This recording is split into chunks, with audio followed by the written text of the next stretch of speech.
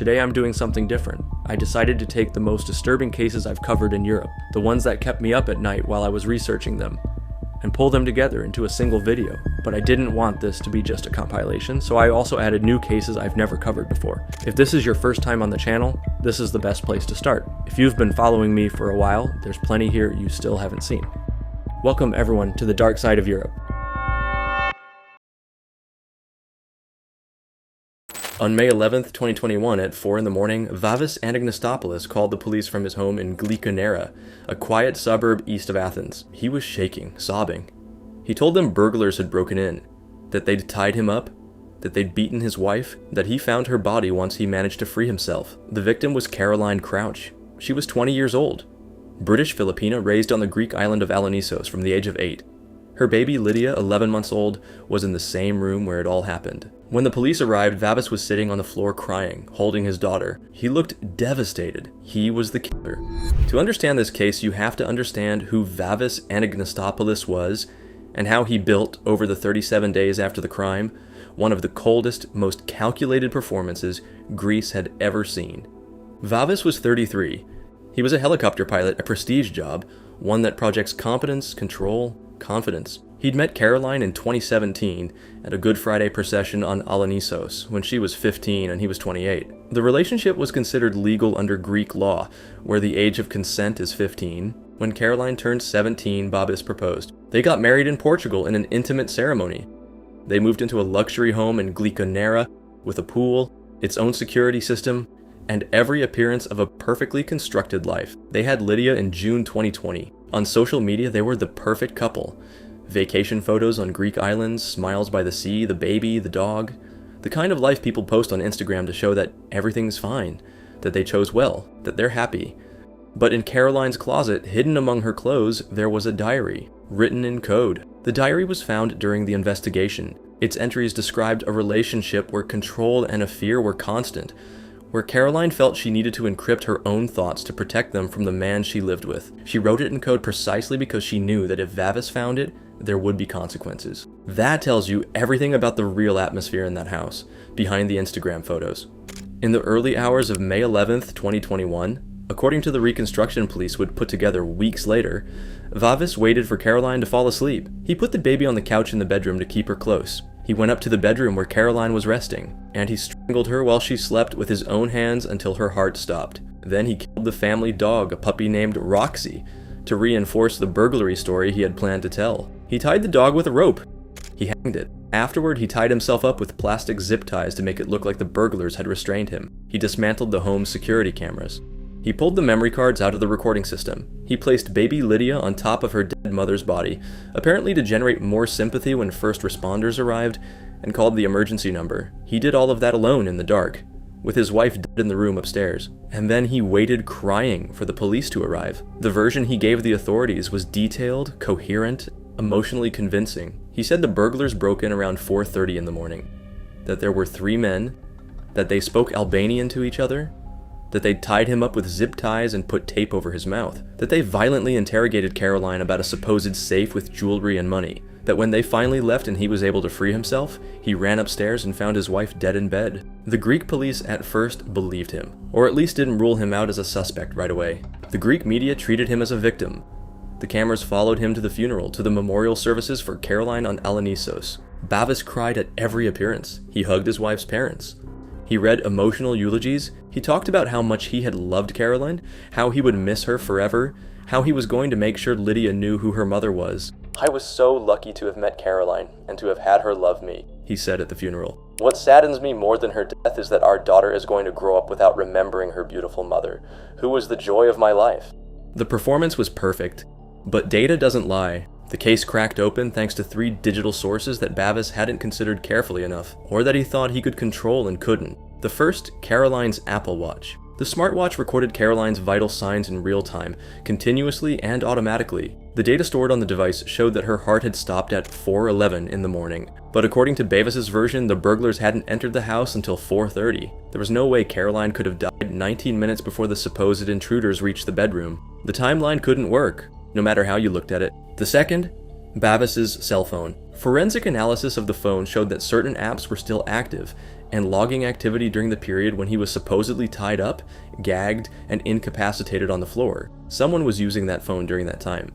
And that someone, by definition, couldn't be anyone but him. The third, the security camera system. Bavis had removed the memory cards from the system, but the device's metadata recorded exactly when it had been accessed. The cards had been pulled at 1:20 in the morning, not 4:30, as his burglary story claimed. That meant Bavis had disabled the security system more than 3 hours before the burglars supposedly showed up at the house. 3 pieces of data, 3 lies exposed by the very technology that was part of his everyday life, his wife's watch, his own phone, the cameras he had installed himself.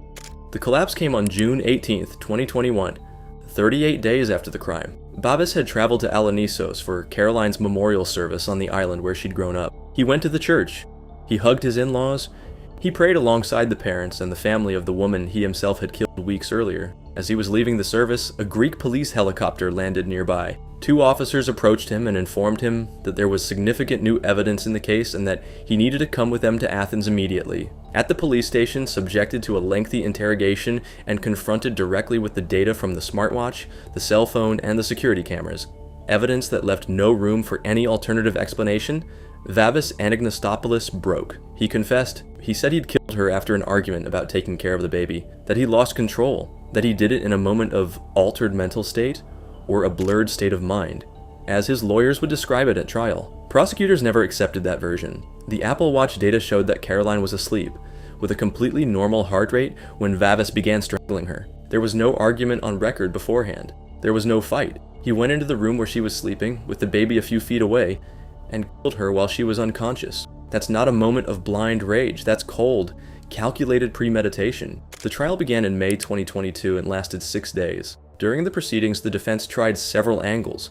That Caroline had dangerous outbursts of violence, that Bavis was in fact the victim of accused at her hands, that the crime had happened in a mental state that deserved mitigating consideration. The court didn't accept any of those arguments. On May 16th, 2022, the jury, 3 judges and 4 citizens, deliberated for a little over an hour. Bavis Anagnostopoulos was found guilty of murder, committed in a state of calm, the most serious category under Greek law, equivalent to premeditated murder. He was also found guilty of animal cruelty for killing the dog, Roxy, and of perjury and filing a false report with the authorities. The sentence: life in prison, plus 10 years for killing the dog, plus 11.5 years for the lesser charges of perjury and false reporting, plus a €21,000 fine. Outside the courthouse, Caroline's parents wept. David Crouch, her father, spoke to the media. "There is no mitigating factor that changes what he did. He killed my daughter while her baby slept right beside her." In September 2023, the appeals court unanimously upheld the sentence. In October 2025, Bavis's lawyers filed a new petition arguing that he was a model prisoner who now handled the bookkeeping for the prison canteen and read extensively. They asked that mitigating circumstances be taken into account. Caroline's father's response was the same as always. Lydia, Caroline and Vavis's daughter, is 4 years old today. She lives in Manila in the Philippines, with her cousins on her mother's side. The Crouch family won full custody and took her far from Greece, far from her father's last name, far from the story she'll one day have to learn how to process. She's surrounded by people who knew her mother. Who can tell her who Caroline Crouch was before all of this happened? A brilliant girl who grew up on a Greek island, had a black belt in kickboxing, won academic awards again and again, and dreamed of opening her own bakery, who wrote her diary in code because she was afraid the man she lived with would read it. Her father killed her while she slept. The Apple Watch on her wrist that night recorded the exact moment her heart stopped. And that piece of data, captured automatically, without anyone asking for it, without anyone knowing at the time, is what tore down 38 days of performance by a man who thought he'd built the perfect alibi.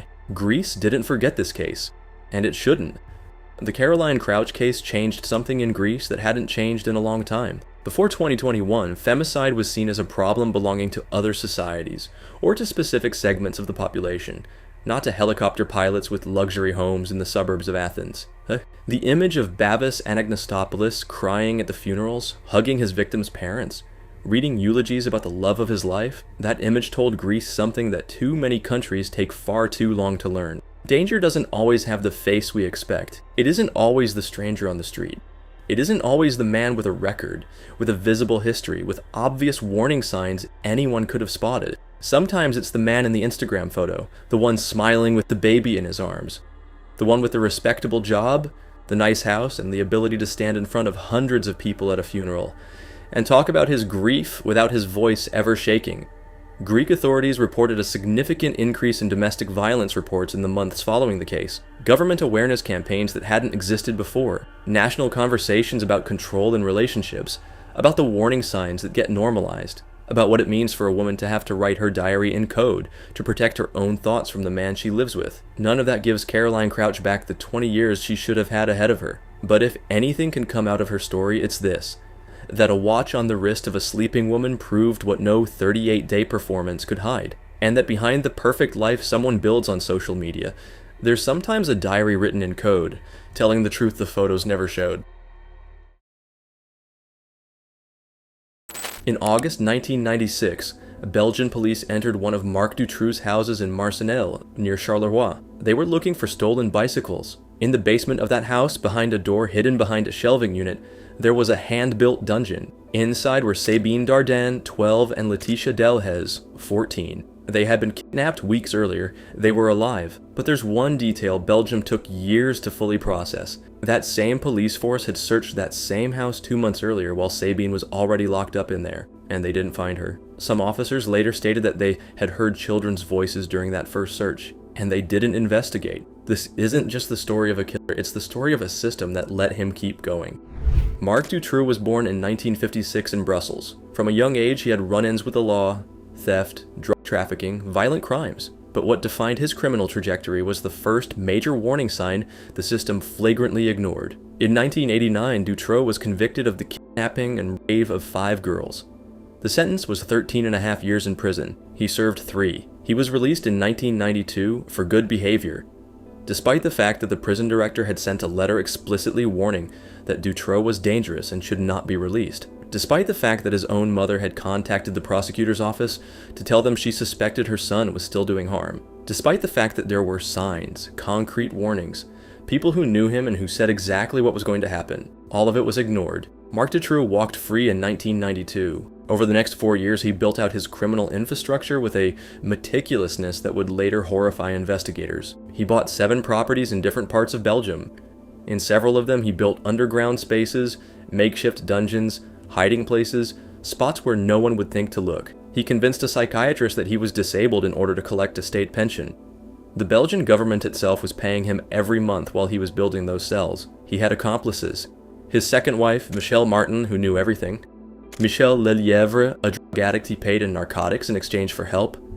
And Jean-Michel Nihoul, a Brussels businessman who, according to multiple accounts, organized parties for figures in government and law enforcement, and whose connection to Dutroux fueled years of suspicion that a network was being protected from above. That suspicion was never proven in court, but it could never be completely ruled out either. Between June 1995 and August 1996, Dutroux abducted 6 people.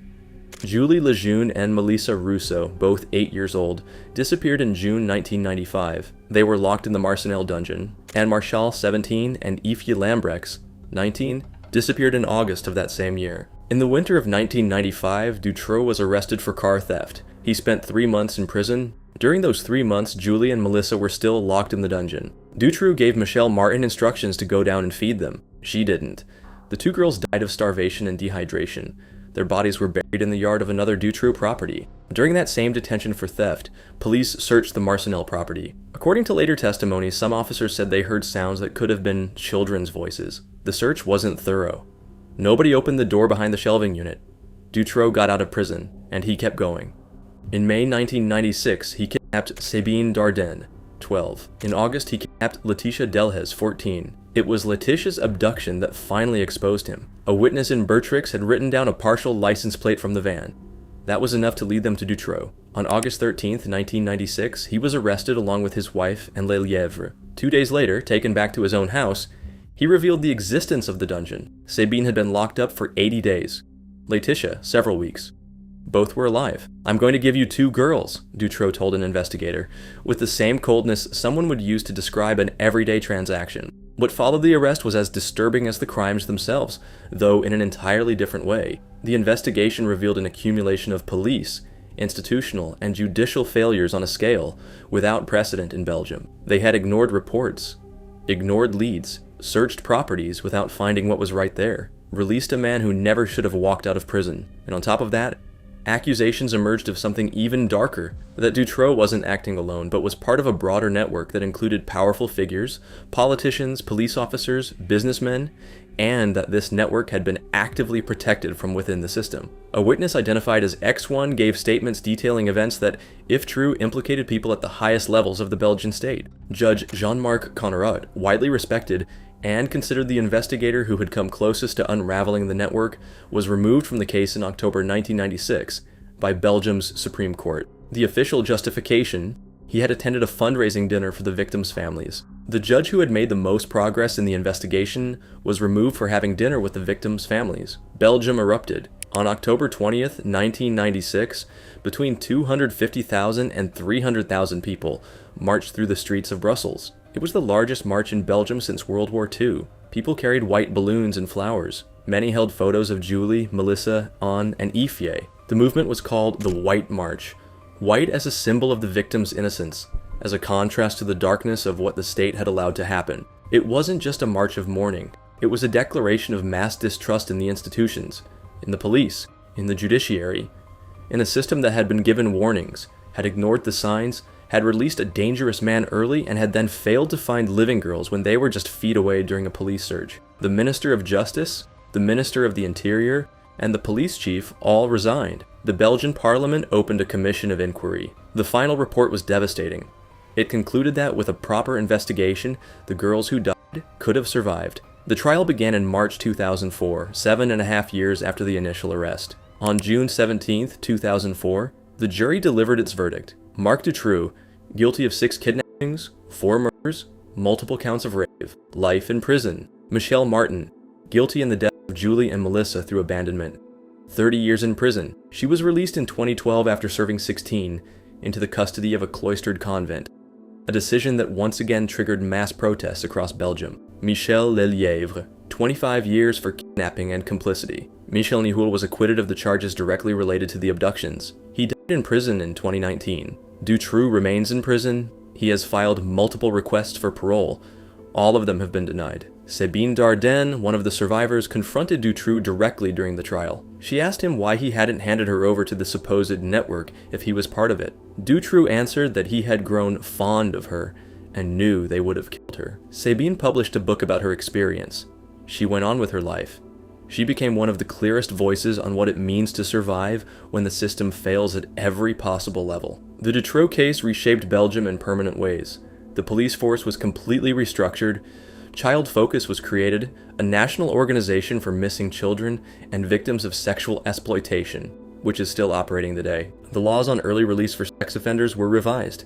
Investigative protocols changed radically. All of it came too late for Julie, Melissa, Anne, and Ifye. And the question Belgium still hasn't fully answered, whether Dutroux was acting alone or was part of something bigger, whether there were powerful figures involved who were never identified or put on trial, still has no definitive answer, hanging over the darkest chapter that country has ever had to face. The system that released him in 1992, the system that ignored the warnings, the system that searched his house and didn't open the right door, the system that then removed the judge who was closest to the truth. That system was never fully held to account, and that, perhaps, is the most disturbing part of this entire story. Some crimes shake a city. Some crimes shake an entire country. And then there are crimes that shake the way you understand the world you live in. This is one of those. Hamburg, one of the wealthiest, most modern cities in Germany. A well-off suburb. 3-story houses, clean streets, families that look like they've got everything figured out. In one of those houses lived a teenager who, from his bedroom, was casting invisible nets across the internet. Nets designed to catch kids, 11, 12, 13 years old, and destroy them. His real name is Shahryar J. But in the world he lived in, the dark, rotting corner of the internet where all of this happened, he went by White Tiger. And what he did, according to the very people who prosecuted him, goes beyond what the human mind is built to process. To understand White Tiger, you first have to understand the pit he crawled out of. 764 is, according to the FBI, one of the most dangerous online child exploitation networks ever documented. And honestly, the name isn't some cryptic evil code. It's just an area code, the zip code prefix for Stephenville, Texas, because that's where it all started. in the bedroom of a troubled teenager named Brendan Cadenhead, who by the time he was 15 had dropped out of school, cut himself off from the world, and was spending his days drowning in violent content online. Cadenhead built the 764 forum and turned it into something that's genuinely hard to describe without feeling sick. A space where adults and teenagers shared wild sexual abuse material, videos of extreme violence, decapitations, and organ removal. And, most disturbing of all, a kind of crowdsourced playbook on how to find vulnerable kids online and psychologically tear them apart. The method was always the same. Members of 764 would infiltrate gaming chats, Minecraft or Roblox forums, groups where young people talked about their emotional struggles, or even suicidal thoughts. They looked for the most fragile ones, the ones with the weakest support system, and once they found them, the process began. They called it grooming. I'd call it hunting. First, they'd earn their trust. They'd talk to them, listen to them, make them feel like someone in the world actually saw them. And when the bond was there, when the kid on the other end of the screen genuinely believed this person was their friend, the real demands started. Photos, videos, self-harm on camera, and with that material in hand, the blackmail cycle became almost impossible to escape. If you don't do what I say, I'm posting everything. Your family will see it. Your friends. Your school. Cadenhead was arrested in 2021 and sentenced in 2023 to 80 years in prison. But the network he built didn't die with him. It splintered, mutated, and kept operating in the dark, with new leaders, new victims, new methods. One of those new leaders was an Iranian teenager in Hamburg, Germany, and he was, by far, one of the most dangerous ones they'd ever seen. Shahryar came to Germany from Iran with his family when he was a child. They settled in a suburb of Hamburg, one of those neighborhoods where life feels clean, comfortable, no real drama. The family had a 3-story house. Shahryar was a medical student. On paper, he was a kid with a future, but since he was 16, Shahryar had been living a double life. One that was completely invisible to his parents, his neighbors, anyone who knew him in the real world. Sitting in front of his computer, under the alias White Tiger, he was one of the most active creators in the 764 network. He didn't act randomly. He had method, patience, and, according to investigators, a motivation that's just as disturbing as everything else: competition. Inside 764, members challenged each other. Who had the most brutal videos? Who had pushed a victim the furthest? It was a tournament of cruelty, and White Tiger wanted to win. His preferred targets were kids and teenagers between 11 and 15. He found them exactly where they spent their time: gaming forums, Discord servers, chats where young people vented about their insecurities. And he had a sharply tuned radar for one type of victim in particular: kids who frequented online groups about suicide, the most vulnerable ones, the ones already standing at the edge. Once he spotted them, he'd start talking to them, calm, seemingly empathetic, sometimes for weeks, sometimes months. And when he had their trust, when the kid on the other side of the screen genuinely believed White Tiger was someone who understood them, the real Shahryar showed up. The demands started gradually: a photo, then another, then a video of self-harm, live. And if the victim refused, the threat was immediate: leak everything already collected, destroy their reputation, make sure their parents saw all of it. According to investigators, White Tiger didn't just record those videos, he kept them as trophies. The electronic devices found in his home held terabytes of material. The German investigators who reviewed the content required psychological support afterward. Some FBI veterans, people with years of experience in terrorism cases, broke down in front of those screens. On January 17, 2022, in Gig Harbor, a small port town in Washington state, about an hour from Seattle, a 13-year-old transgender teenager left their house. Their name was Jay Taylor. In their backpack, a phone and a rope. Jay had been targeted by White Tiger for weeks. Shahryar, working through his network inside 764, didn't even act alone in this case. He used another Amber Ridge victim, someone he already had under his control to pressure Jay, a child being weaponized to destroy another child. Jay walked to a parking lot, opened Instagram, and started a live stream. What happened next played out in real time in front of an online audience. Some people tried to send alerts. They arrived too late. Jay Taylor died that afternoon at 13, while White Tiger and other members of 764 watched from their screens. The case rattled U.S. authorities. Within days of Jay's death, 2 FBI agents began working the investigation. They combed through thousands of messages, photos, and videos across Discord, Instagram, and Telegram. The digital trail led them, after months of work, to an address in Hamburg, Germany. And there, in that 3-story house in the nice suburb, they found Shahryar. But what nobody expected was what came next. A wait of over 2 years before anything actually happened. This might actually be the most disturbing chapter of the whole story. Not because of the violence, but because of everything that could have been prevented. The National Center for Missing and Exploited Children, NCMEC, in the United States had already flagged White Tiger to German authorities back in 2021. They handed over a 40-page document with screenshots from the Discord forum encouraging self-harm, pushing victims towards suicide. German authorities received it and did nothing. In 2022, after Jay Taylor's death, FBI agents flew to Hamburg to meet with their German counterparts. They laid out the case, explained who White Tiger was, where he lived, what he was doing.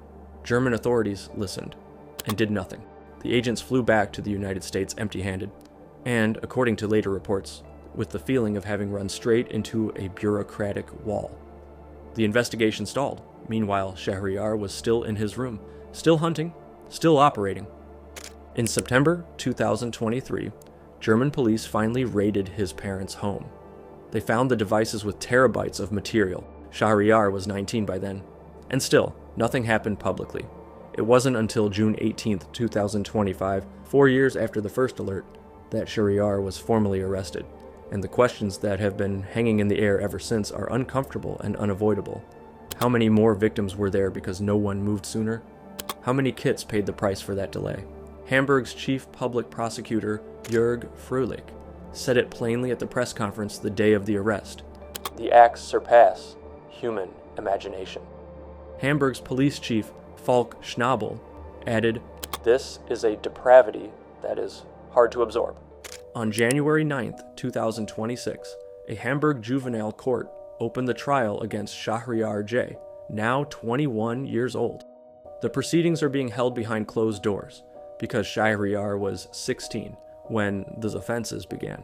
German law protects the accused's privacy under those circumstances, an irony that hasn't been lost on anyone who's followed this case.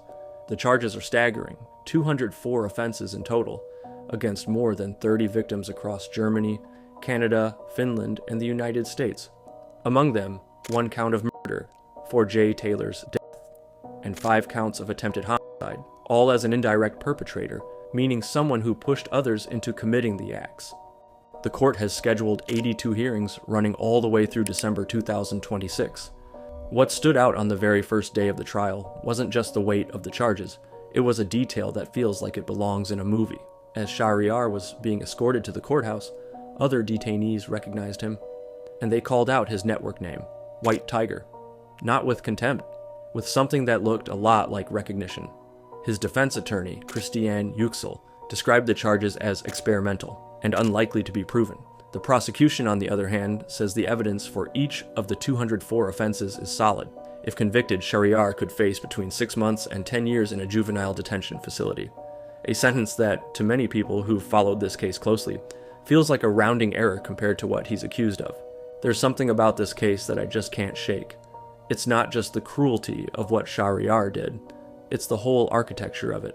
How easy it was for him to find his victims, the forums where the most vulnerable kids gathered, not knowing someone was hunting them, the sluggishness of the systems that were supposed to protect them, the 4 years that passed between the first warning and the arrest.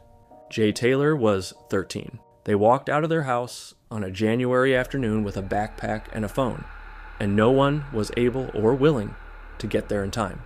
The 764 network is still out there, broken up into smaller groups with different names, in different corners of the same internet we all use every single day. Same methods, same victims. Kids looking for connection in a world that sometimes makes them feel completely invisible. And somewhere out there, right now, there might be a new White Tiger picking their next target. It's October 16th, 2020, a Friday afternoon. A small town called Conflans-Saint-Honorine, about 30 kilometers northwest of Paris. A quiet suburb, the kind of place where nothing really happens. A 47-year-old man is walking home from work. His name is Samuel Paty. He's a history and geography teacher at a local middle school. He's been teaching for years. His students describe him as calm, thoughtful, someone who genuinely cared about getting kids to think for themselves. He never made it home. A few meters from the school, an 18-year-old named Abdullah Abuyezidovich, a Chechen refugee who had been living in France, intercepted him on the street and killed him with a knife, and then beheaded him. Let that sink in for a second. A middle school teacher beheaded on a Friday afternoon in a suburb of Paris. But here's the thing. This didn't come out of nowhere. What led to that moment on that street is one of the most disturbing examples of what the internet can do when it's used as a weapon, because Samuel Paty wasn't killed randomly. He was hunted, deliberately, methodically, and the hunt happened almost entirely online. Let's go back a few weeks. It's early October. Samuel Paty is preparing a lesson on freedom of expression, a topic that's part of the official French curriculum. This isn't something he invented. The lesson is designed to spark debate, to make students think critically, and as part of it, he shows his class a caricature of the Prophet Muhammad, one of the Charlie Hebdo cartoons, the same ones that 5 years earlier had led to the attack on that magazine's newsroom. Before showing the image, Paty does something that, in hindsight, shows just how careful he was trying to be. He warns his students. He tells those who might be uncomfortable, specifically mentioning Muslim students, that they can look away or step out for a moment. He wasn't trying to provoke anyone. He was trying to teach. There's a difference. Most students moved on. The lesson ended. Life continued. Except for one parent. A father named Brahim Shnina, whose daughter was in the class, decided that what Paty had done was unacceptable. His daughter had told him about the lesson. And here's where the story takes a turn, because what Shnina did next wasn't file a complaint with the school, wasn't call the principal, wasn't sit down with the teacher. He picked up his phone and started recording. Shnina posted a video on Facebook. In it, he called Samuel Paty a thug. He accused him of attacking Islam. He named him. He showed his face. He gave the name of the school. He didn't just complain. He put a target on this man's back and handed it to the entire internet. And the internet ran with it. The video spread fast, very fast. It reached a man named Abdel Hakim Sefrioui, a known Islamist activist with a long history of radical rhetoric in France. Sefrioui had been on the radar of French intelligence for years. He saw the video, and instead of cooling things down, he poured gasoline on them. Sefrioui made his own video. Even more aggressive, he called Paty a thug too. The word kept coming up like a coordinated script. He demanded the teacher be fired. He called on the Muslim community to act. He also named the school, also showed Paty's face, posted it online for anyone to see. Between the two of them, these videos racked up tens of thousands of views. And here's where it gets even darker. People who had never met Samuel Paty, who had never set foot in that school, who had no connection to that suburb, to those students, to that classroom, started sending him messages, threats, insults. His personal information started circulating, his email, his phone number. This is what people online call doxing, publishing someone's private details so that strangers can target them directly. Paty started receiving threats from people he'd never seen in his life, people from completely different cities, different regions. All of them pointed at him by two videos posted by two men who had decided, unilaterally, to turn a classroom lesson into a public execution, the reputational kind, or so they probably thought. The school was flooded with complaints. Parents were outraged, many of them not even parents of students in his class, or even at his school. Just people who had seen a video, decided they knew everything about what happened, and joined the pile-on. Paty was shaken. Colleagues described him as deeply distressed. He'd spoken to the school administration. He'd tried to explain himself, to clarify what the lesson had actually been about. But when a mob has already decided you're the villain, explanations don't travel as fast as accusations. Now, Abdullah Abuyezidovich. He was 18 years old. He'd come to France as a child refugee from Chechnya. He was living in a town called Evreux, about 62 miles from Conflans-Saint-Honorine. He had no personal connection to Samuel Paty, had never been his student, had never been to that school. He found out about Paty the same way thousands of others did, online. He watched the videos, he read the comments, he absorbed the outrage, and at some point he made a decision. In the days before the attack, Abuyezidovich actually went to Paty's school. and asked students to identify the teacher for him. Think about that. He traveled to a town he'd never been to find a man he'd never met, because the internet had told him this man deserved to be punished. Some students, not understanding what was happening, pointed Patti out.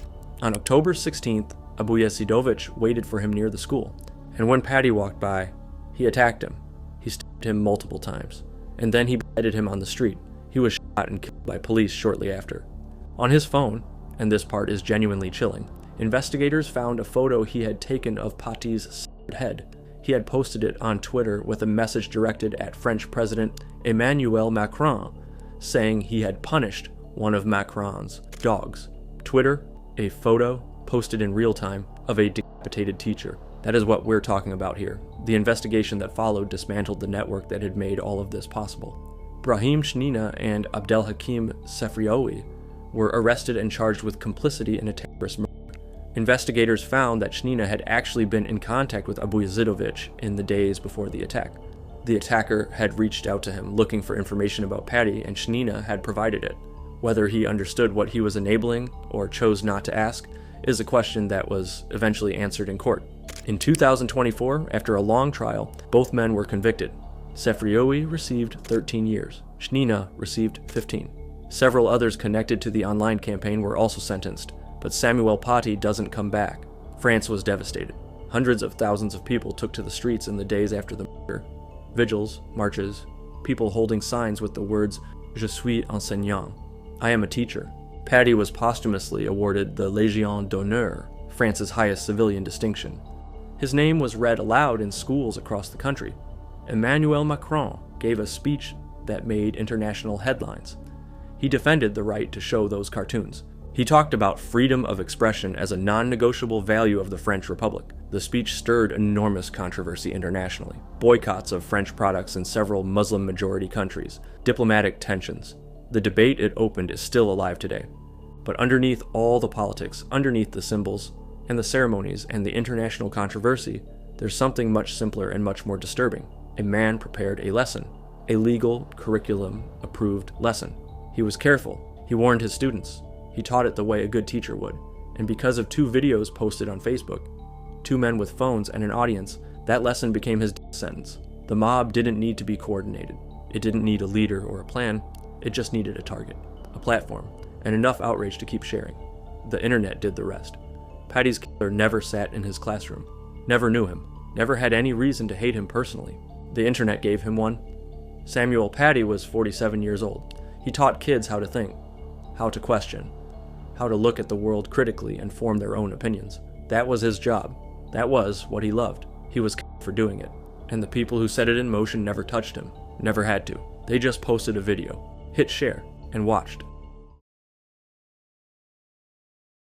I want you to picture something. You're scrolling TikTok. The algorithm is doing what it always does, pushing you from one video to the next. A dance, a meme, some guy making a recipe. And then, with zero warning, a live stream pops up. There's a man, there's a 7-year-old boy, and the man is pinning the kid against the couch with his full body weight, pressing his hands around his neck. The boy cries, kicks, screams his mother's name. The mother is sitting right there, inches away, watching. She doesn't move. She doesn't say anything.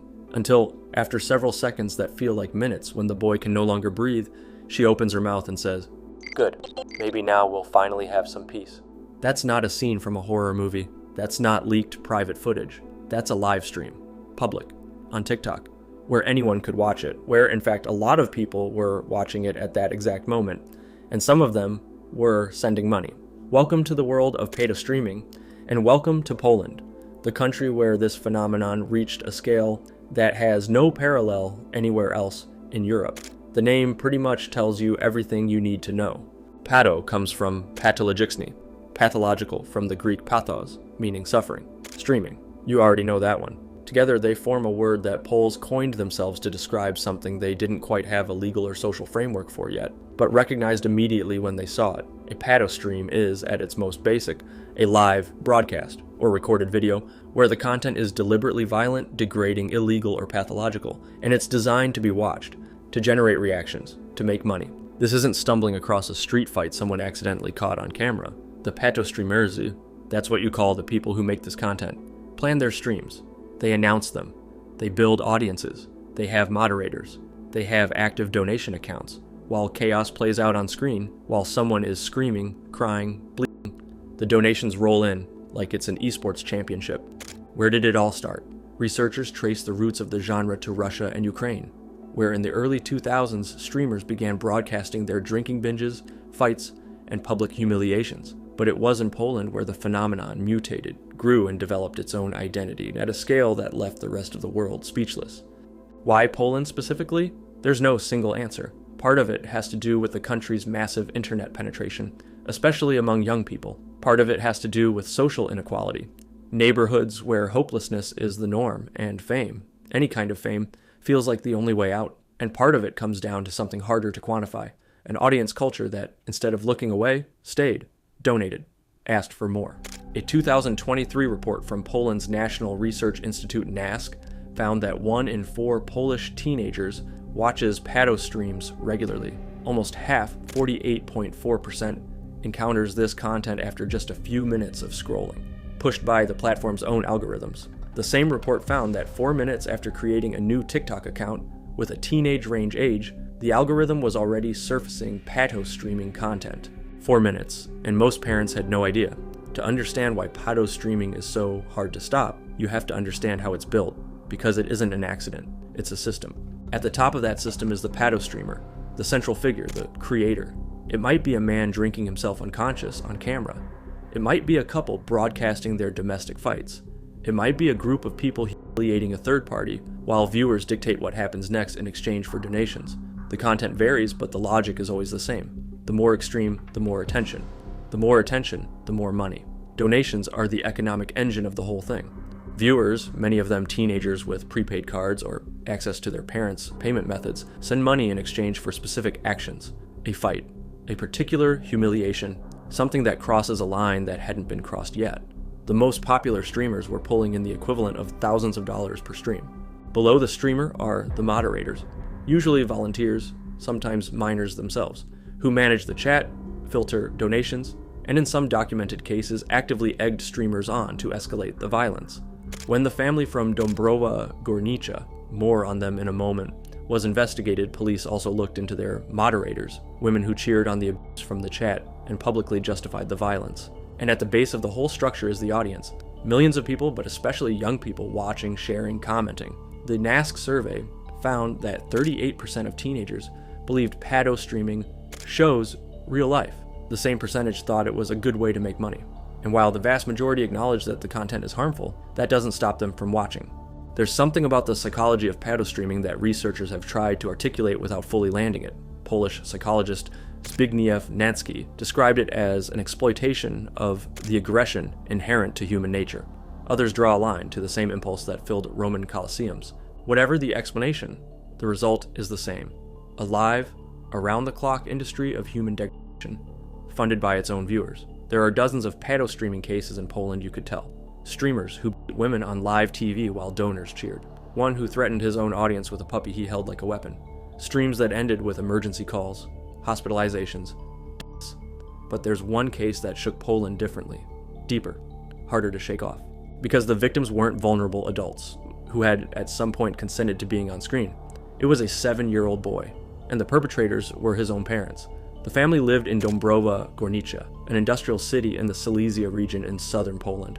Robert P. and Ursula P. had been streaming their home life on TikTok for a year and a half before the incident that finally exposed them. A year and a half of videos showing them drinking, fighting, humiliating the boy, insulting him, screaming at him. A year and a half of content that racked up views, followers, donations. A year and a half during which no one, not the neighbors, not social services, not the platforms, effectively intervened. On March the 16th, 2023, during a TikTok live stream, Robert pinned his 7-year-old son against the couch with his body weight and began pressing his hands around his neck. The boy kicked, screamed, pleaded with his mother for help. Ursula didn't move. She pushed a piece of furniture aside so the struggling child wouldn't knock it over. And when her son stopped being able to breathe and the father finally let go, she looked at the boy gasping on the floor and said completely calmly, "Good. Now we'll finally have some peace." The boy took several seconds to recover. He was on his knees on the floor, shaking, crying. The mother, visibly frightened all of a sudden, started patting him on the back, blowing air into his mouth. All of this was watched live by the TikTok channel's audience. What happened next is, in some ways, the only hopeful part of the entire story. Someone watching called the Biuro Obrony Praw Dziecka, Poland's Bureau for the Defense of Children's Rights, which immediately alerted police. That same afternoon, officers arrived at the apartment. The next day, the boy was removed from the home and placed with a foster family. On Friday, March the 17th, less than 24 hours after the stream, Robert and Ursula were arrested. All electronic devices were seized: phones, laptops, hard drives. They were charged with physical and psychological abuse of a person defenseless due to age, and they were immediately banned from publishing any content online. Up to this point, the story has something that might look like a resolution, a crime, an intervention, an arrest. But what came next reveals something just as disturbing as the crime itself: the Polish legal system's inability to process what was happening. Robert and Ursula didn't go into pre-trial detention. The prosecutor applied alternative measures. Report to the police station 3 times a week, don't post anything online, and that was that. The formal indictment didn't reach the court until February 2025, nearly 2 years after the incident. And according to reports from Gazeta Wyborcza, after that filing, the case sat stalled for months without moving forward. But there's something even harder to absorb. At some point during that legal limbo, the boy was returned to his parents. The same boy who had been filmed being choked, returned to the same home. The case ignited a national debate in Poland about whether existing laws were adequate to prosecute pedo streaming. The near-unanimous answer from legal scholars: no. Most of the violent acts were already illegal: child abuse, assault, harassment. But the specific act of monetizing that violence, of building an audience around it, of having moderators in a chat actively inciting escalation, that had no legal name, no specific criminal category. In 2023, the Justice Ministry at the time promised dedicated legislation. By 2025, the Polish parliament was seriously debating the criminalization of pedo streaming as a standalone offense, with penalties ranging from 6 months to 10 years in prison depending on the severity of content and whether minors were involved. As of March 2026, when we're recording this episode, that bill is still being debated. The Dąbrowa Górnicza case is the most well-known because it involves a child, but it would be a mistake to treat it as an exception. In Bytom, also in Silesia, 2 pedo streamerzy known as Kowiak and Tuchnik live-streamed themselves accusing young, intoxicated women in an apartment. One of them hit a woman with a bottle in a hotel room in the nearby city of Gliwice the following day. They fled Poland, were arrested days later when they came back. Their trial began in May 2025. Charges include abuse, sexual assault, non-consensual distribution of intimate images, and criminal threats. In Krakow, a streamer known as Ajemgewan lured women to his apartment through fake Tinder profiles, and what happened afterward ended up live-streamed on the platform Kick. He was arrested in June 2025 and charged with sexual abuse by exploiting his victim's incapacitated state. He requested to plead guilty voluntarily. And then there are the animal abuse cases, the cases where minors were exposed, used, put on display. A streamer known as Gurail was documented pressuring a 12-year-old girl to undress in front of the camera during a stream that reached nearly 15 million views. 15 million! There's a question I keep coming back to after spending time in all of this. Not how can someone do that, because we already understand that there's no bottom to human cruelty. The question is different. Why do people watch? And the most honest answer is that there's no single one. There are teenagers who land there by accident and can't look away. There are people who find in pedo streaming a confirmation of something they already believed, that the world is exactly as ugly as they suspected. There are others who donate because they want to feel like they have some control over what happens on screen. And there's a smaller group that genuinely enjoys it, that needs someone else to suffer in order to feel something. The 7-year-old boy from Dąbrowa Górnicza screamed for help during a live stream. And there were people watching that stream who didn't call the police, who donated, who kept watching. The person who did call, one single person who saw the exact same thing as everyone else and decided to do something, probably saved his life. One person out of everyone who was watching. That's pedo streaming. It's not just a problem with the streamers, it's a problem with the audience, and the audience is all of us. A 15-year-old girl sits alone in her bedroom. She picks up a stack of flashcards and a marker. She starts writing, and then she films herself holding them up one by one, in silence. No voice, just words. And what those cards said broke the internet. When most people think of the Netherlands, they think tulips, windmills, maybe Amsterdam on a trip. But the Netherlands also happens to be home to one of the most prolific online predators ever documented.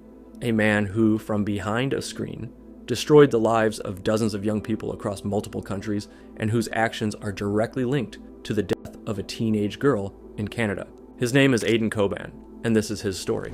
Let's go back to around 2009. Social media is still kind of new and exciting.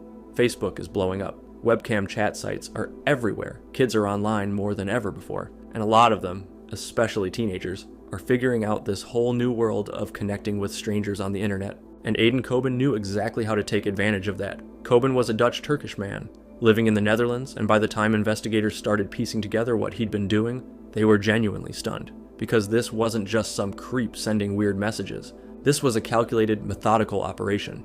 He had created over 90 different online identities, different names, different profile pictures, different backstories. Some of them were fake teenage boys. Some were would-be friends. Some were people claiming to be from the same school or neighborhood as his targets. He would pick a victim, study them, figure out who their friends were, what they looked like, where they went to school, and then he'd slide into their life disguised as someone safe, someone relatable, someone their own age. And once he had their trust, that's when things got dark. One of the first things he'd do is get his victims onto a webcam. He was charming, he was flattering, telling girls they were beautiful, stunning, perfect, and eventually, he'd convince them to expose themselves on camera. The moment he had that footage, he owned them. He would take screenshots, save the videos, and then the tone would shift completely. Suddenly, this friend they'd been talking to for weeks or months revealed his real face. He'd threatened to send those images to everyone they knew, their parents, their classmates, their teachers, unless they gave him more. More videos, more photos, more control. It's called extortion, and Coban had basically turned it into a full-time job. And here's the thing that makes this even more disturbing. He didn't just do this to one person, or 5 people, or 10. Investigators eventually identified over 75 individual victims in multiple countries. The UK, Canada, Norway, the United States. All targeted by this one man, sitting somewhere in the Netherlands, hiding behind a screen and a rotating cast of fake identities. Now let's talk about Amanda Todd, because even if you've never heard the name Aiden Coban before, there's a very good chance you know who Amanda Todd is. Amanda was a girl from British Columbia, Canada. Bright kid. She loved to sing. She spent a lot of time online, like most teenagers did. And at some point around 2009 or 2010, when she was just 12 or 13 years old, she ended up in a video chat with someone who seemed friendly and nice. That person told her she was beautiful, told her she was stunning, kept complimenting her, building her up, and eventually she exposed herself on camera. One screenshot. That's all it took. What followed was years of relentless torment. Coban used that image as a weapon. He created a Facebook page using her topless photo as the profile picture, with a list of her friends and her school listed on the page. He sent that image to her family, to her classmates, to her school. Every time Amanda tried to move on, changed schools, made new friends, tried to rebuild, he would follow. He found her new Facebook, her new friends, and he'd do it all over again. He sent her over 700 messages across at least 4 different platforms. He used 22 different fake accounts just to interact with her. Some were designed to threaten and intimidate. Others were designed to get close to her again, earn her trust again, so he could keep the cycle going. Amanda tried to reach out for help. She posted on Facebook about what was happening to her. She was clearly crying out, and in September 2012, she uploaded that video, the one with the flashcards, describing everything she had been through, the grooming, the photo, the harassment, the bullying, the absolute destruction of her sense of safety and self-worth. The video went viral almost immediately. Millions of people watched it. And 5 weeks later, on October 10th, 2012, Amanda Todd died by suicide. She was 15 years old. Now here's where the story takes a turn that a lot of people don't know about. Canadian police opened an investigation, but the trail kept pointing overseas, to the Netherlands, to a man in a trailer park in a small southern Dutch town called Oosterwijk.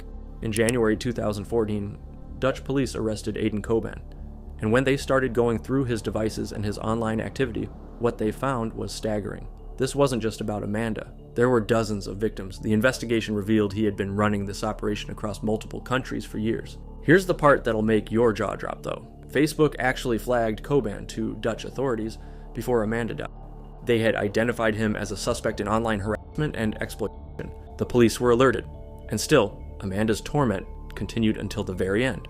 In 2017, a Dutch court convicted Coban of blackmailing and harassing 39 victims across multiple countries and sentenced him to nearly 11 years in prison. the maximum sentence under Dutch law at the time. And importantly, Amanda's case was not even part of that Dutch trial. He wasn't charged with anything related to her in the Netherlands. So, what happened next? Well, Canada wanted him. There was a years-long legal process to get Coban extradited to British Columbia to stand trial specifically for what he did to Amanda. And in the summer of 2022, that trial finally happened. The evidence was devastating. Prosecutors walked the jury through how Coban had used those 22 different online accounts to stalk and torment a child, how he had sent her explicit threats, how he had followed her across platforms every single time she tried to escape, how he had, as the judge put it, made ruining Amanda's life his expressly stated goal. The jury convicted him on all major counts: extortion, possession, and distribution of child pornography, child luring, and criminal harassment. In October 2022, he was sentenced to 13 years in prison to be served after he finishes his Dutch sentence. Amanda's mom, Carol Todd, who had sat in that courtroom every single day, walked out and said, "This is the best day since Amanda was born." But here's the part that left a lot of people, including Carol Todd, absolutely speechless because of how Dutch law works. The 13-year Canadian sentence had to be converted to fit the Dutch legal system before Coban could serve it there. And Dutch prosecutors, they argued that the crimes Coban was convicted of in Canada would typically carry about 4 years in a Dutch court. 4 years for what he did to Amanda Todd. So what do we take away from the story of Aiden Coban? A few things, honestly. First, the scale of what one person can do from behind a screen is genuinely terrifying. Over 75 victims, multiple countries, years of abuse, one guy, one laptop, a rotating cast of fake names. That's it. That's all it took. Second, the systems that were supposed to protect these kids failed. Repeatedly, Facebook identified Coban as a threat and passed that information to Dutch authorities before Amanda died. And yet, that's a conversation that still isn't fully resolved. And third, Amanda Todd's story, as painful as it is, changed things. It sparked national conversations about cyberbullying and online exploitation in Canada and beyond. It's part of why sextortion is now taken far more seriously as a crime internationally. It's part of why Coban eventually faced a court in Canada at all. She held up those flashcards, told her story in silence, and somehow her voice became one of the loudest in the room. Picture the most streamed artist in your entire country, not just in his genre, not just in his age group, the single most played musician on Spotify, in the whole country, at 16 years old. Now picture him tied up in a room, being beaten, being photographed in the most humiliating positions his captors can think of. And then picture those photos being blasted out to the internet for everyone to see, his fans, his family, his classmates, everyone, as a message. That's where this story goes, and it gets worse from there. Niels Kurt Erik Einar Grunberg was born on September 5th, 2002, in Stockholm. He grew up in Enskede, a suburb in southern Stockholm, in a world that was about as far from the Swedish postcard image as you can get. His mother, Lena Nilsson, was a Swedish actress, so there was that layer of privilege and visibility. But Niels was drawn early toward the streets, toward the culture of the neighborhood, toward music, and the music clicked instantly. He went by Einar, just that one name, and he released his debut single at 16. By the time he was 17, he had a #1 hit on the Swedish singles chart. By 2019, when he was still only 17 years old, he was the most streamed artist on Spotify in Sweden. Not the most streamed rapper, not the most streamed teenager. The most streamed artist, period, in the whole country. He won Swedish Grammy Awards. He had tens of millions of streams. He was everywhere, and his lyrics were dark. They referenced drugs, weapons, gang life, the whole aesthetic that his neighborhood breathed. Lines like Stockholm City, "Everyone can take lives, man. It's best you're careful." At 17, it sounded like posturing, like performance, like an artist playing a role. It wasn't. Because here's the thing about Sweden's gang world, and this is important context for everything that follows. Over the past 2 decades, Sweden went from having one of the lowest rates of gun crime in Europe to having one of the highest. Criminal networks, many of them rooted in immigrant communities that were systemically failed by the country's institutions, carved up cities like Stockholm, Gothenburg, and Malmö into territories. Drug trafficking, shootings, bombings. Children recruited as young as 11 to carry out hits because they're below the age of criminal responsibility. In this world, being famous isn't protection. It's a target on your back. And Einar, young, successful, with roots in exactly the kind of neighborhood where these networks operated, was about to find that out. In early 2020, Einar was lured into a trap. The setup involved two people he knew from the music world. Yasin Bin was one of Sweden's other most successful rappers, a name his fans knew well. Haval Khalil was another rapper known as Haval, with whom Einar had a public rivalry that played out online, through social media posts, through music, through the kind of beef that the internet loves to watch unfold. What the internet didn't know was that it wasn't just beef anymore. According to prosecutors, the plan was coordinated. Haval would lure Einar to a location under the pretense of meeting up. The two men planned to take him to a flat. Once there, Einar was held at gunpoint. He was tied up. He was beaten. He was kept for hours.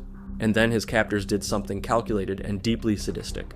They photographed him, in humiliating positions, designed to strip away every bit of the powerful, successful, untouchable image he'd built. These weren't photos for their own collection. They were weapons, and they deployed them immediately, sharing the images online, leaking them to make sure they spread as far and as fast as possible. They also stole from him a Rolex watch worth around $30,000 and two gold chains valued at another $16,000, but the theft was almost secondary. The real point was the humiliation. The point was to break him publicly, to make sure everyone who followed Einar, every fan, every peer, every person in that world, saw what they had done to him. According to some reports, his captors also claimed to have sexually assaulted him during the ordeal. Those allegations were never proven in court. No one was charged with sexual assault, but they circulated anyway, another layer of degradation designed to follow him forever. Einar survived. He got out, and what followed was one of the stranger chapters of the case, because he didn't disappear. He didn't go to the police immediately and vanish into witness protection. He kept making music. He kept being Einar, and when it came time for his captors to face the legal system, he was listed as a plaintiff, a victim in the case against them. Yasin was convicted and sentenced to 10 months in prison for his role in the kidnapping.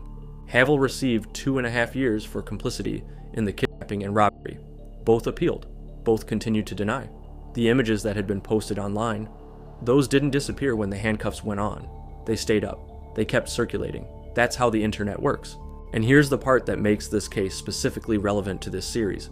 The entire mechanism of the attack relied on social media and digital humiliation. The photos weren't just evidence of what happened. They were the weapon itself.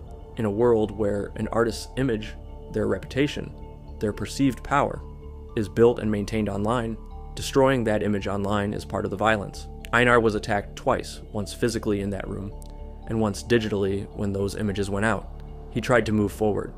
He released more music. He attended trial proceedings. He was living, according to Swedish media, under a false identity and protective measures, because the threats hadn't stopped. People in that world had long memories and longer grudges. He reportedly received multiple death threats in the weeks leading up to October 2021. He knew there was a price on his head. His lawyer confirmed he was aware of the danger, and still, he didn't step back. On the night of October 21st, 2021, Einar was outside an apartment building in Hammarby Sjöstad, an upscale Stockholm suburb, the kind of neighborhood that doesn't usually appear in news reports about gang violence. It was just before 11 p.m. He was shot multiple times, in the head, in the chest. He died at the scene. He was 19 years old. He would have turned 20 in less than a year. The response was immediate and national. Sweden's Prime Minister Stefan Löfven said, "A young life has been extinguished, and I understand that he meant a lot to many young people. It is tragic." The Minister of Culture sent condolences. Politicians across parties called for action on gang violence. His producer, Troby, posted on Instagram, "Einar was a real brother to me, and I will miss him so much. We just released our first record last week, and it feels so strange since I spoke to him just a day ago." The tributes poured in online, the same internet that had been used to humiliate him, now flooding with grief and disbelief. The investigation opened immediately. Police confirmed they were looking for at least 2 suspects. They would not confirm the motive, but in the world Einar had been navigating, the world of Swedish gang networks, of kill lists, of digital threats that escalated into real ones, the motive wasn't exactly a mystery. A man named Mehdi Dumle Sachit was linked to Einar in the hours before his death. Sachit was allegedly a member of the so-called Death Patrol, a gang faction operating in southern Stockholm. Rumors spread online almost immediately that Sachit had set Einar up, that he had been with him that night and then stepped aside. Sachit denied this when interviewed. His response to being asked about Sweden's gang wars was chilling in its detachment. He said roughly, "Let people shoot each other. Don't disturb them. It's not a Kalle or a Fredrik who dies. These are people who created problems themselves. Let them eat each other until they run out." Mehdi Sachit was himself murdered in 2022. No one has been convicted of Einar's murder. As of the time this script was written, the case remains officially unsolved. There are no confirmed arrests, no convictions, no public closure for his family or his fans. What there is, instead, is a pattern. Because Einar was not the first Swedish rapper to be killed in this wave of violence, Roj Shamal was shot dead in 2019. C. Gambino, who had literally just been named Sweden's hip-hop artist of the year, was shot in a parking garage in June 2024. And in December 2024, Gaboro, another young masked rapper with millions of Spotify plays, was hunted down in a parking lot and shot more than 10 times while the killer filmed it. We'll get to that one. But what the death of Einar made undeniably clear is the specific way the internet has changed the nature of gang violence in Sweden.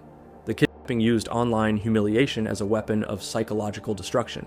The kill lists circulated on Snapchat and Telegram. The threats came through DMs and group chats.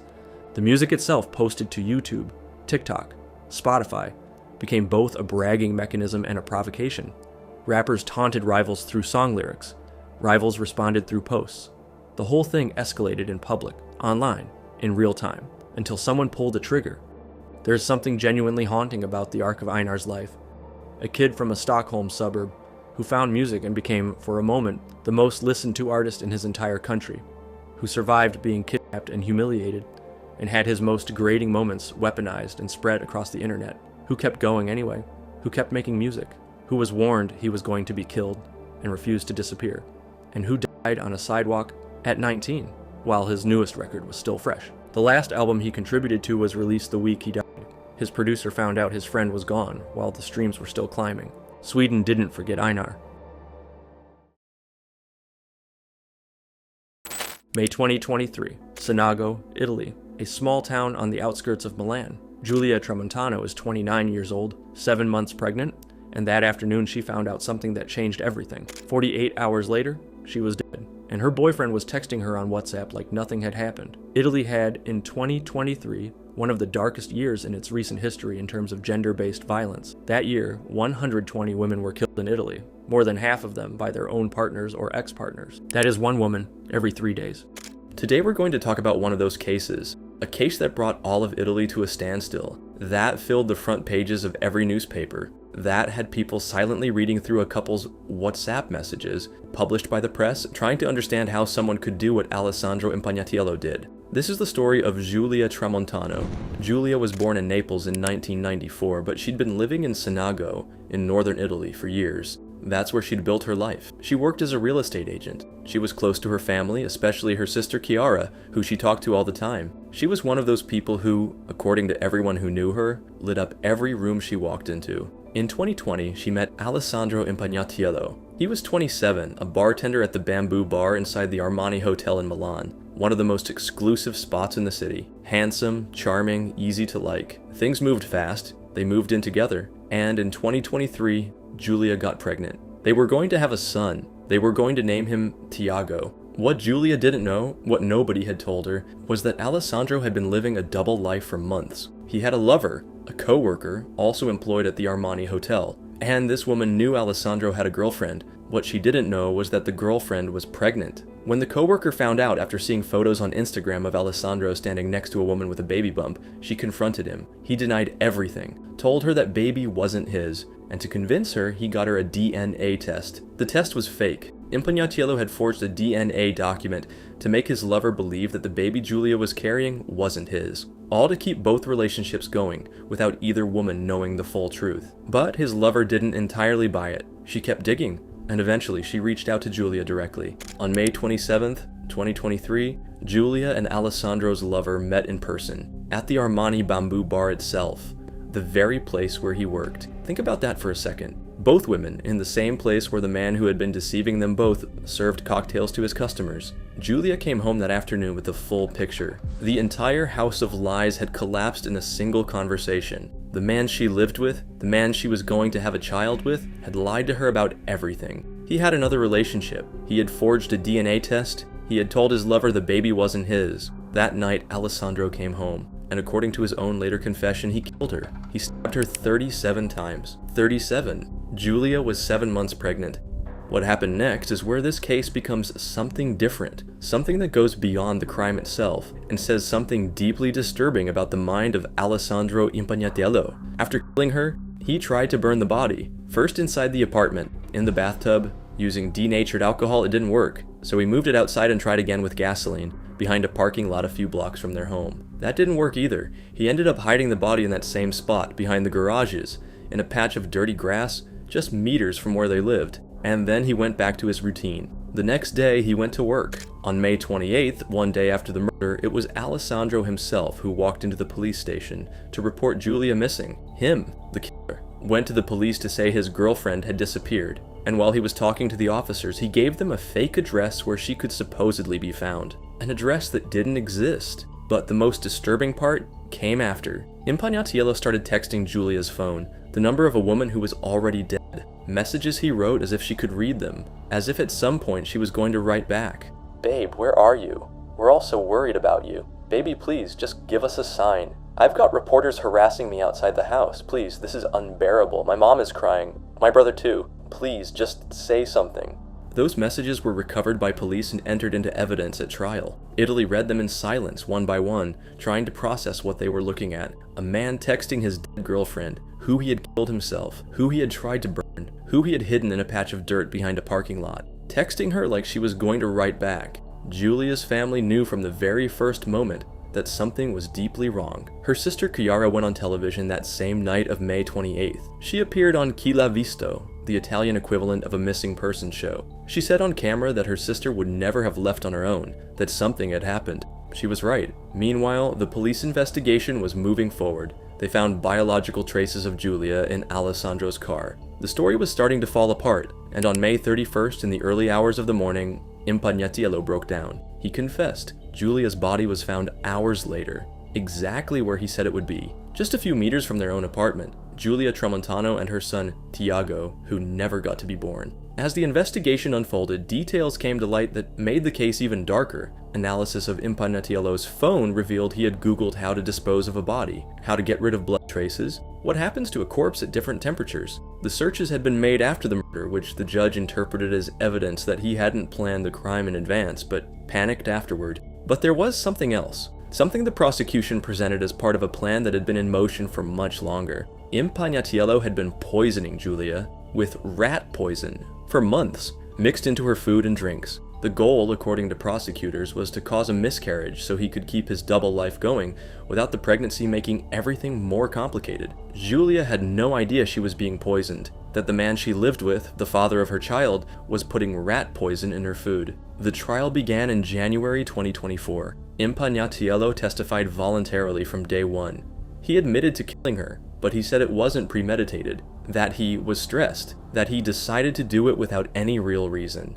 The prosecution asked for life in prison. The defense pushed for a lesser sentence, arguing there was no premeditation. On November 25th, 2024, the International Day for the Elimination of Violence Against Women, Alessandro Impagnatiello was sentenced to life in prison. The sentence was upheld on appeal in June 2025. When the verdict was read, he didn't react at all. He just sat there staring at the desk in front of him. Giulia's parents wept. There's something about this case that goes beyond the horror of the crime itself, and it's the way the internet and the digital world were woven into every single stage of the story. Impagnatiello's double life was sustained for months through lies he built both in person and online. The fake DNA test, the text conversations with his lover, the Instagram photos that gave him away. The whole house of cards was built and came crashing down, largely through screens. And after the murder, he used WhatsApp as a tool to construct an alibi, to project the image of a desperate boyfriend searching for his partner. The same app he'd been using to coordinate with his lover, he was now using to text a dead woman and pretend he had no idea what had happened.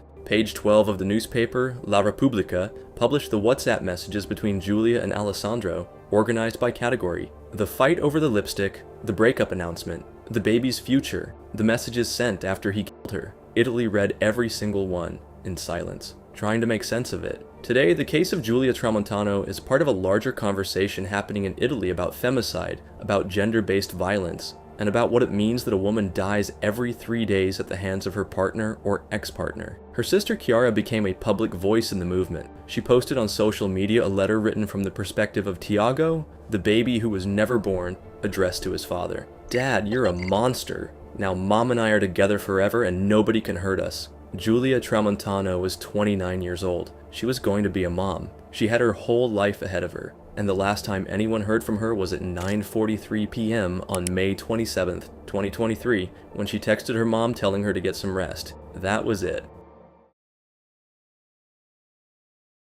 The last photo Ekaterina Karglanova posted on Instagram was from Corfu, her looking out at the Ionian Sea, the Greek sun, a smile. She wrote, "I like to travel often, but in each country I stay no more than 3 to 5 days. The impressions from those short trips are the most vivid." That photo was posted on July 22nd, 2019. That same day was the last time anyone saw her alive. If you watched the first video I made about this country, you already know that the dark side of the Russian internet is something completely different from what we see in the rest of the world. Today we have 3 new cases. 3 different angles of the same thing, a digital culture that can be as brilliant as it is brutal. We start with Ekaterina Karglanova. Ekaterina was born in 1994 in Russia. She was a doctor studying dermatology at one of Moscow's most prestigious universities, where she was completing her clinical residency. But what had made her well known wasn't her medical career, it was her Instagram. Her account was called Kati Loves Life, and the concept was simple and elegant. Ekaterina photographed herself at luxury destinations all across Europe, Venice, Dubai, Paris, Corfu, always in carefully chosen outfits, always with a very distinct aesthetic. She had decided to visually model herself after Audrey Hepburn. The black dresses, the classic accessories, the pose. A lot of people told her she looked just like her. "I've admired Audrey since school," she wrote in a 2017 post, "and people often tell me I look like her." She had over 85,000 followers. She had competed in several beauty pageants, including Miss Moscow. She was smart, independent, ambitious. She traveled alone. She was building her own life. And in the summer of 2019, she was about to celebrate her 25th birthday in the Netherlands with her new boyfriend. She never made it. On June 22nd, 2019, Ekaterina's parents spoke to her for the last time. Over the following days, they tried to reach her repeatedly. The phone went unanswered. No new posts on Instagram, no sign of life. At first they figured maybe she was just busy, working a lot. But the days went by and the silence kept getting heavier. Finally, her parents went to the apartment she was renting in a quiet neighborhood in Moscow near several embassies. They coordinated with the landlord to have the door opened. When the landlord opened the building door, what they found wasn't inside the apartment. It was in the hallway, a large suitcase. And sticking out of the suitcase were Ekaterina's legs. Investigators determined she had been killed on June 22nd itself, the last day her family had contact with her. The cause of death was multiple stab wounds, more than 19 knife wounds to the neck and chest. She had been undressed and stuffed into the suitcase. There were no signs of a struggle in the apartment. The weapon was never found. The building's security cameras had captured something important, a man entering Ekaterina's apartment in the days before her disappearance, and leaving hours later.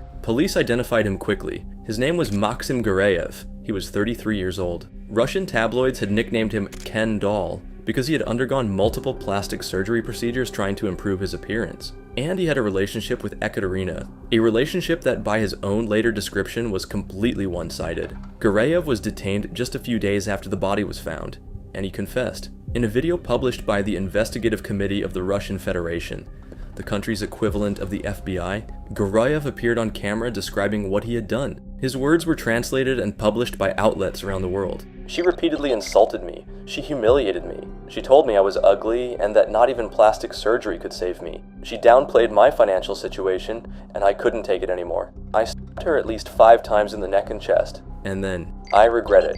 I will cooperate with the investigation." What the confession video didn't explain was the full dynamic of the relationship between Gureyev and Ekaterina. According to what came out during the investigation, Gureyev gave Ekaterina money every time they saw each other. It wasn't a conventional romantic relationship, it was one where he paid to spend time with her. And he knew it. He accepted it. He kept doing it, until at some point she said something he couldn't handle. That he was ugly, that not even surgery would save him, that he'd need to save up for a long time before he could afford to see her again. Gureyev said the crime was spontaneous, that he hadn't planned it, that he just couldn't take it anymore. But something doesn't add up with that version. He showed up to the apartment with a knife. There were no signs of a struggle. He killed her, undressed her, stuffed her into a suitcase, and left. That's not the portrait of someone who snapped in a split second. That's the portrait of someone who made decisions, step by step, with enough composure to not leave any additional evidence behind. In court, Gureyev apologized to Ekaterina's parents.